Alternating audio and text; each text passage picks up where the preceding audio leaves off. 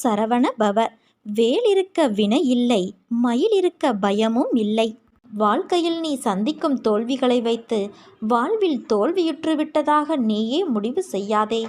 எதுவும் நிலையானது இல்லை. இருக்கும் வரை இருப்பதை வைத்து மகிழ்ச்சியாக இரு. நீ அனைத்திலும் வெற்றி பெறும் நாள் வெகு தூரத்தில் இல்லை. விரக்தியை தூக்கி எறி குழந்தையே, அதுதான் உனக்கு முதல் எதிரி. எந்நேரமும் உன்னை நான் பாதுகாத்து கொண்டுதான் வருகிறேன். உனக்கு எல்லா சூழ்நிலைகளிலும் நீ வணங்கும் தெய்வமான நான் உனக்கு துணை இருப்பேன். என் வார்த்தைகள் மீது நம்பிக்கை வைத்து செயல்படு. உன்னுடைய கஷ்ட காலங்கள் இதோ முடிவுக்கு வந்துவிட்டது. நீ இழந்த அனைத்தும் உன்னிடம் வந்தடையும் நேரமும் வந்துவிட்டது.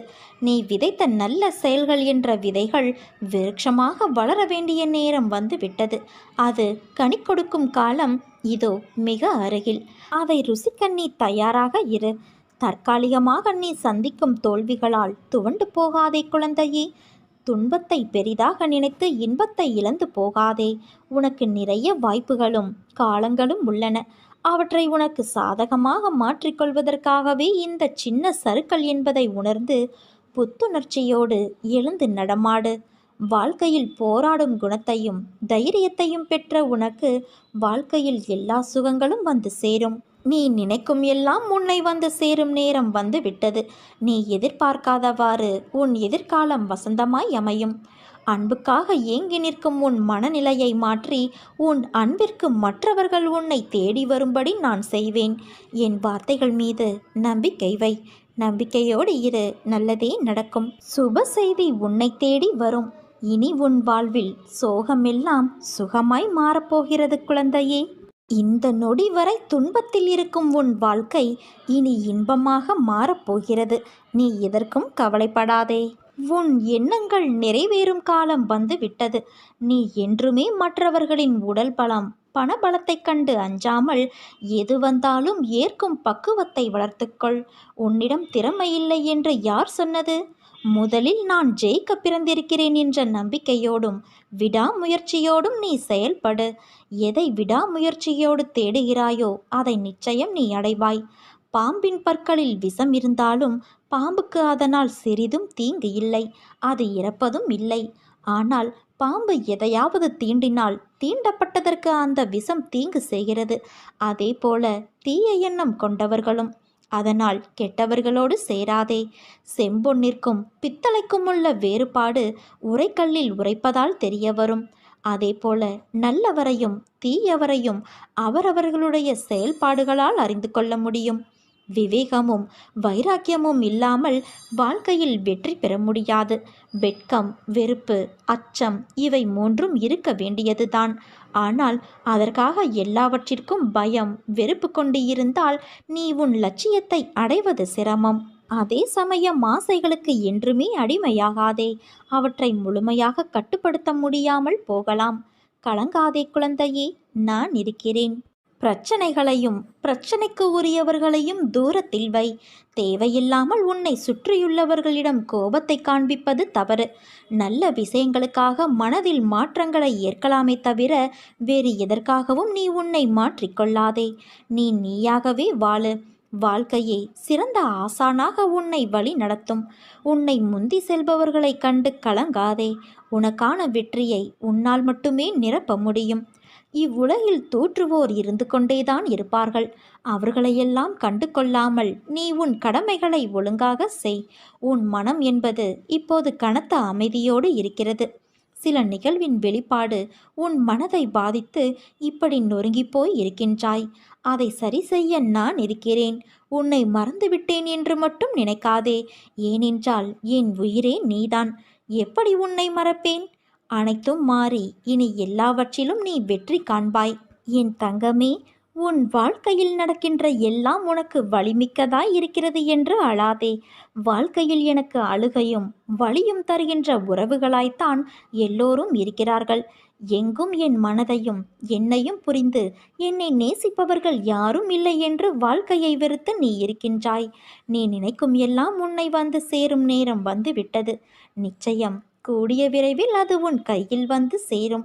நீ எதிர்பார்க்காதவாறு உன் எதிர்காலம் வசந்தமாய் அமைய எல்லா சந்தோஷங்களையும் நீ பார்க்கும்படி நான் செய்வேன். நான் உன் உயிரில் கலந்துதான் உன்னுடன் வாழ்ந்து கொண்டு இருக்கிறேன். அதனால்தான் உன்னில் பல மாற்றங்களும் இரக்க குணமும் நிறைந்து இருக்கிறது என்பதை அறிந்து கொள். நீ செய்யும் அனைத்து நற்செயல்களும் உனக்கு வெற்றியை மட்டுமே தேடித்தரும். ஏன் இப்படி நீ துவண்டு போய் இருக்கின்றாய்? நீ துவண்டு போய் தைரியம் இழந்து இருக்கும் அளவிற்கு எந்த காரியமும் நடக்கவில்லை. நீயே தோற்றுவிட்டது போல ஒரு பொய்யான எண்ணத்தை உருவாக்கி உன்னுள் இருக்கும் நிம்மதியை இழந்து கொண்டு இருக்கின்றாய். நிம்மதியில்லாமல் எப்படி நீ வாழ்வாய்? உன் நிம்மதியை விட வெற்றி தோல்வி பெரியது இல்லை. உன் நிம்மதியை குலைக்கும் அளவிற்கு ஒரு வெற்றியோ தோல்வியோ அதை உன்னிலிருந்து தூரமாகிவிடு. வெற்றி என்பது எந்த ஒரு விஷயத்தை கையில் எடுத்து அதற்கான நுட்பங்களை கற்று அதனில் போட்டியிட்டு உழைத்து வெல்வதாகும். தோல்வியோ வெற்றி என்பதை விட அதிக கற்றுத் தரும் ஆசானாகும். ஒரு ஆசான் கற்றுத்தரும் பாடம் அனைத்தும் நமக்கு தோல்வியை கற்றுக் கொடுக்கும். தோல்விக்கு நிறைய ரூபங்கள் இருக்கும். துரோகம், ஏமாற்றி வெல்வது என நிறைய விஷயங்கள் சேர்ந்து தோல்விகள் வரும். அவைகள் உனக்கு கற்றுத்தரும் பாடமே வாழ்க்கையில் வெற்றியை மற்றும் குவிக்கும் வண்ணம் இல்லாது வெற்றியின் சாதனைகளாய் உன்னில் அமையும். தோல்வியிலும் தனிமையிலும் கற்ற பாடம் குரு போதித்த பாடங்களுக்கு ஒப்பிட்டு கூறலாம். தோல்வி என்பது வேறு தற்காலிகமாக ஒன்றில் வெற்றியடையாததே. ஆனால் நீ மேலும் முயற்சித்தால் நிச்சயம் வெற்றி பெறலாம். தோல்வியில் தேராமல் முயலாமல் இருப்பதுதான் உண்மையான தோல்வியின் வீழ்ச்சி. இதை நீ நன்கு புரிந்து கொள். உன் அப்பா உன்னை அந்த அளவிற்கு விடவே மாட்டேன். உலகத்தில் என்ன மாறினாலும் நகர்ந்தாலும் நான் உன்னை விட்டு எப்போதும் அகலமாட்டேன். நேரத்தில் குறிக்கும் கடிகாரத்தை பார். வாழ்வில் உன் உழைப்பு எப்படி இருக்க வேண்டும்? உழைப்பின் முக்கியத்துவம் உனக்கு புரியும். அன்பு என்பது ஒருவரை நாம் நேசிப்பது மட்டுமல்ல. வெறுப்பு என்ற எதிர்மறையை மறந்து நீ நேசிக்கும் முறையில்தான் உனக்கு உன்னை சுற்றியுள்ளவர்கள் அமைவார்கள்.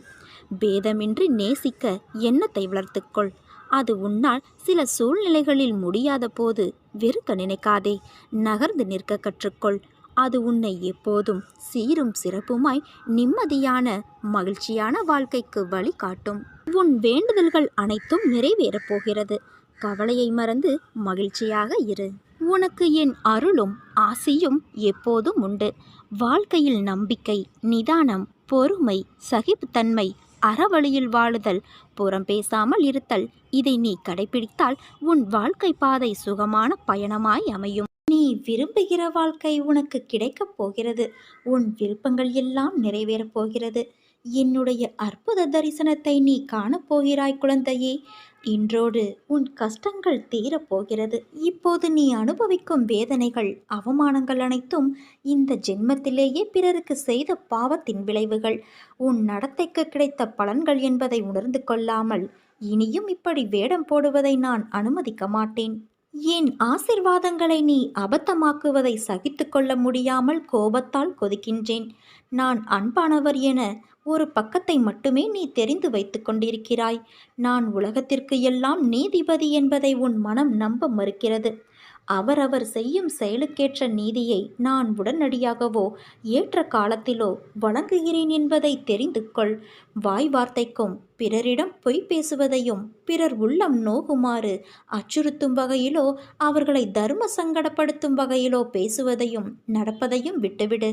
பிறருக்கு சங்கடம் தருகின்ற செயல்களை செய்யாமல் தவிர்த்து உன் பார்வையை இறைவன் பக்கம் திரும்ப செய். உனக்கென்று நிர்ணயிக்கப்பட்ட உன் கடமையை செய். உன் உடல், வாக்கு, உயிர் முழுவதையும் எல்லாவற்றையும் வியாபித்து நிற்கும் தன்மையுடைய என்னிடம் அர்ப்பணம் செய். என்னிடம் விசுவாசம் வைப்பது இப்போது உனக்கு மிகவும் அவசியமாகிறது. வாழ்க்கையில் நிகழும் அனைத்தும் இன்பமோ துன்பமோ எல்லாம் நாம் எப்படி எடுத்துக்கொள்கிறோம் என்பதை பொறுத்துதான் வாழ்க்கையின் நினைவுகள் அமையும். துன்பம் என்று சொல்லிக்கொண்டே இருந்தால் அது தன்னால் விலகுமா என்றால் இல்லை. அதை அனுபவித்து எதிர்நோக்கி கடந்து வந்துதான் ஆக வேண்டும். எல்லாம் நீ எடுக்கின்ற மனப்பக்குவத்தில்தான் அமைந்துள்ளது. உன் இன்பமும் துன்பமும். அடிபட்டால் வலிக்கும் என்று தெரியும். அடிபட்டவுடன் நீ அழுகின்றாய்.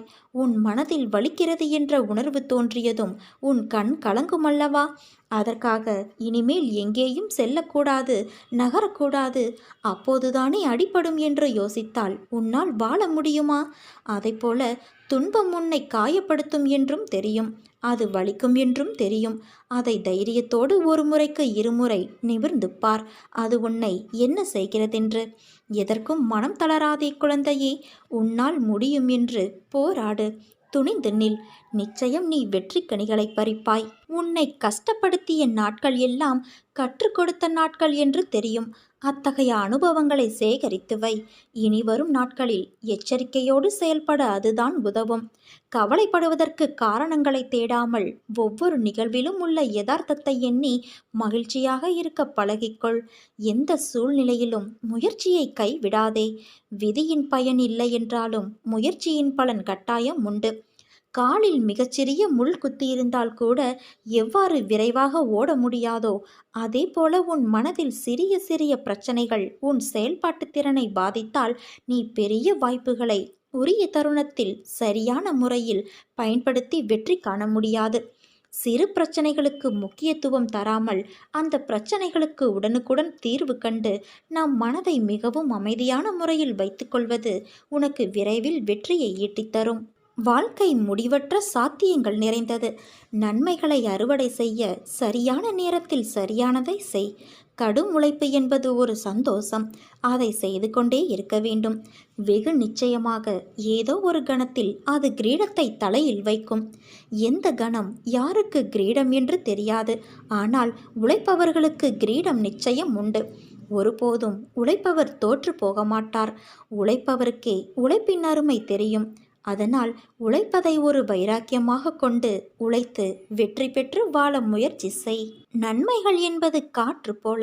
நாம் ஒருவருக்கு நன்மை செய்தால் அது நிறைய பேருடைய வாழ்க்கைக்கு விடிவெள்ளியாய் இருக்கும். அது தரும் மன நிம்மதியும் நிறைவும் தான் நிரந்தரம். இதை நீ நன்றாக புரிந்து கொள். காலதாமதம் கண்டு கவலை கொள்ளாதே. காய்களை தர மனமின்றி கனியாக்கி உன் கரங்களில் சேர்த்திட கடவுள் எடுத்துக்கொண்ட கால அவகாசம்தான் அது. முயற்சியை மட்டும் என்றும் கைவிட்டு விடாதே குழந்தையே. தொடர் முயற்சிதான் வெற்றி என்னும் கனியை தரும். உன்னை ஒவ்வொரு சிக்கலிலிருந்தும் நான் விடுவித்து கொண்டே வருகிறேன். ஆனால் நீயோ ஏதாவது புதிய சிக்கலில் வலிய போய் மாட்டிக்கொள்கிறாய். அதிலிருந்து விவேகமாக வெளியேறவும் தெரியாமல் தவிக்கின்றாய். எதை செய்தாலும் என்னிடம் கேட்டு செய் என்று நான் கூறுவதையும் நீ அடிக்கடி மறந்து போகிறாய். அந்த அளவிற்கு உன் கவனம் சிதறுகிறது. நான் தான் சொல்கிறேனே, உன்னுடைய அத்தனை காரியங்களையும் முன்னின்று நடத்தி உன்னை வெற்றி பாதையில் நான் நடத்தி செல்வேன் என்று. அதற்கு கொஞ்சம் பொறுமையாக இரு என்று தான் சொல்கிறேன். எப்போதும் ஏதோ யோசனையோடு இருந்து கொண்டு உன் குடும்பத்தார் உன்னிடம் என்ன பேசுகிறார்கள் என்பதை காதில் வாங்கி கொண்டாலும் கருத்தில் பதிய விடாமல் இருந்தால் என்ன அர்த்தம் சொல்? நீ யோசனை செய்து கொண்டே இருப்பதால் நீ நினைப்பது நடந்து விடுமா? அதற்கென்ற நேரத்தை நான் உருவாக்க வேண்டாமா? நீ எதிர்பாராத விஷயங்களை எதிர்பாராத நேரங்களில் நான் செய்து கொடுக்கவில்லையா? அதே போல எல்லாம் சுபமாக முடியும். உன் முயற்சியை கைவிட்டு விடாது. எந்த பலன்களையும் எதிர்பாராமல் மனதை சலனமின்றி வைத்துக்கொண்டு உன் வழியில் நீ செல். அந்த வழி முற்கள் நிரம்பி குண்டும் குழியுமாக இருந்தாலும் நீ நடப்பதற்கான மலர் பாதையாக நான் அமைத்து கொடுக்கிறேன். எப்போதும் என் நாமம் உன் நாவில் இருக்கட்டும். என் உருவம் உன் கண்களில் நிலைக்கட்டும். உன் இதயம் என் ஆன்மாவை சிம்மாசனம் போட்டு தன்னிடம் அமர்த்தி கொள்ளட்டும். அப்போது உன்னுடைய பிரயத்தம் ஏதுமின்றி நீ நினைப்பது அனைத்தும் தன்னால் நிறைவேறுவதை உணர்வாய். அனைத்து விஷயங்களிலும் உனக்கு ஜெயம் உண்டாகும் குழந்தையே. நான் சொல்வதை புரிந்து நடக்க கற்றுக்கொள். எல்லா திசைகளிலும் நான் உன்னை சூழ்ந்து நிற்கையில் நீ எதற்காக பயப்படுகிறாய்? நீ என் பிடியிலேயே இருக்கிறாய். உனக்கு துன்பம் நேர நான் எப்படி அனுமதிப்பேன் சொல்? உன் எல்லா கவலைகளுக்கும் முடிவு வந்துவிட்டது. என் வார்த்தைகள் மீது நம்பிக்கை வைத்து செயல்படு. அன்பு குழந்தையே, பல சோதனைகளை நீ கடந்த போதிலும் ஒரு நிரந்தர தீர்வு இல்லாமல் தினமும் அவதிப்பட்டு செல்லும் இடமெல்லாம் மன உளைச்சலுக்கு ஆளாகி வேதனையில் இருக்கிறாய். இவை அனைத்திலும் இருந்து நீ விடுபட போகிறாய் குழந்தையே. துவண்டு போகாதே. இத்தனை காலமும் நீ பட்ட கஷ்டங்கள் அனைத்தும் உன்னை விட்டு ஓடி ஒளியும். அனைவரும் வியக்கும் வண்ணம் வாழ்க்கையில் உன்னை நான் உயர்த்தப் போகிறேன். இனி உன் நாவிலிருந்து வரும் வார்த்தைகளால் உன்னை தேடி மற்றவர்கள் வரும் நேரம். எவன் ஒருவன் வாழ்க்கையில் நிறைய தோல்விகளை மட்டும் சந்திக்கிறானோ அவன் கோழை அல்ல. அவன் வெற்றி என்னும் இலக்கை விரைவில் அடையப் போகிறான் என்று அர்த்தம்.